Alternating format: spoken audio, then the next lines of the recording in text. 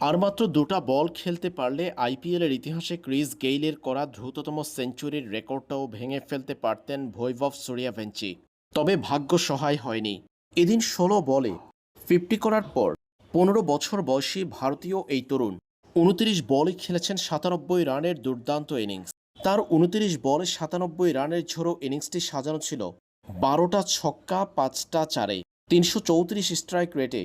Century থেকে কেবল ৩ run দূরে থেকে ৯৭ রান করে আউট হয়েছেন বৈভব সূর্যবংশী।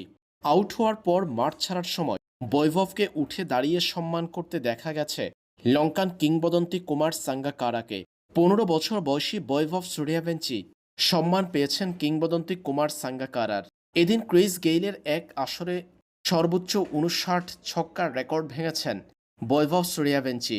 তিনি এই আসরে লিগ পর্বের ১৪ ম্যাচ আর প্লে অফের এক ম্যাচ মিলে হাঁকিয়েছেন ৬৫ ছক্কা। এর আগে ২০১২ সালে ক্রিস গেইল এক আসরে ৫৯ ছক্কা হাঁকিয়ে আইপিএলের ইতিহাসে এক আসরে সর্বোচ্চ ছক্কার মালিক ছিলেন। এবার তা ভেঙে দিয়েছেন বৈভব সূর্যবংশী।